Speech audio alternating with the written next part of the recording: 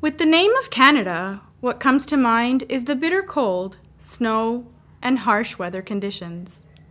However, there lies a piece of land with relatively moderate climate and bearable temperatures. Even when the rest of Canada is solidly frozen and buried under snow, humidity is boiling the cities in the central provinces. This is Vancouver, the gem of the Western world, one of the most amazing cities in the world. The metropolitan area of Vancouver is a coastal seaport city on the mainland of British Columbia, Canada. The area, with more than 2.3 million residents, is the third most populated city in the country and the most populous in Western Canada. Vancouver is one of the most ethnically and linguistically diverse cities in Canada. 52% of its residents do not speak English as their first language. The history of Vancouver goes back a few thousand years, even before Christ. However, real history and settlement began with the Spanish arriving on the west coast of North America as part of their exploration, and that is the reason why many streets are named after these Spanish explorers. Captain George Vancouver arrived here in 1792. He spent one day here, which was long enough to discover that the Spanish had already claimed the land. That is probably where Vancouver gets its name. Other famous personalities from history include Simon Fraser, an explorer and fur trader who arrived here following an overland route from eastern Canada by a river he thought was the Columbia. Even though he was wrong about his travel plan, the river was still named after him. In 1827, Hudson's Bay Company built a trading post on Fraser River. It was the first permanent non-native settlement in the Vancouver area. Since 1893, the company has occupied a prime location at the corner of Georgia and Granville in Vancouver's downtown core, and they're still trading.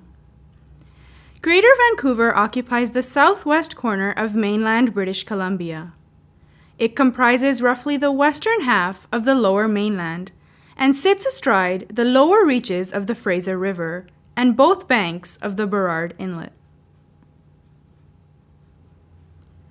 Since many years, Vancouver is being ranked among the top 10 of the world's most livable cities. It has also been ranked as the 10th cleanest city in the world. Vancouver has one of the largest urban parks in North America. Stanley Park covers over 404 hectares.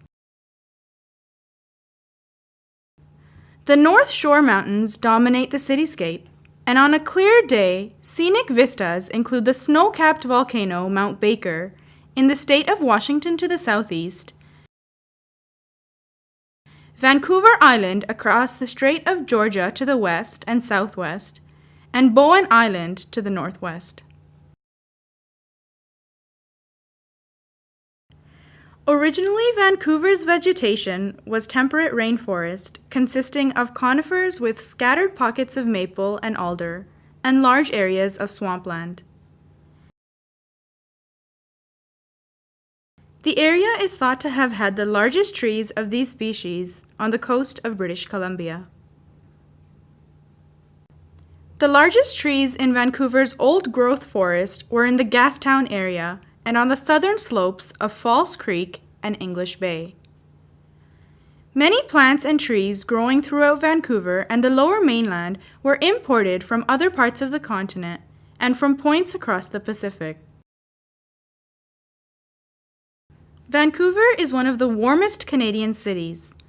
Vancouver's climate is temperate by Canadian standards and is usually classified as oceanic or marine west coast. The summer months are typically dry, with an average of only 1 in 5 days during July and August receiving precipitation. In contrast, precipitation falls during nearly half the days from November through March. Vancouver is also one of the wettest Canadian cities. However, precipitation varies throughout the metropolitan area. Annual precipitation averages 1,200 millimeters. Summer months are drier and sunnier with moderate temperatures, tempered by sea breezes. The average yearly snowfall is 48.2 centimeters, but the snow typically does not remain on the ground for long.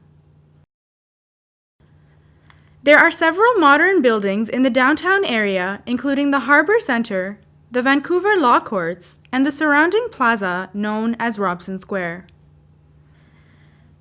The original BC Hydro headquarters building at Nelson and Burrard Streets is a modernist high-rise, now converted into the Electra condominiums.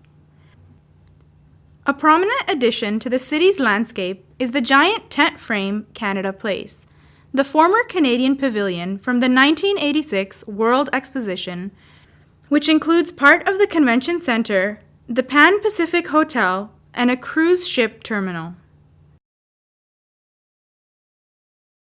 Two modern buildings that define the southern skyline away from the downtown area are City Hall and the Centennial Pavilion of Vancouver Hospital, both designed by Townley and Matheson in 1936 and 1958 respectively. Topping the list of tallest buildings in Vancouver is Living Shangri-La at 201 meters and 62 stories.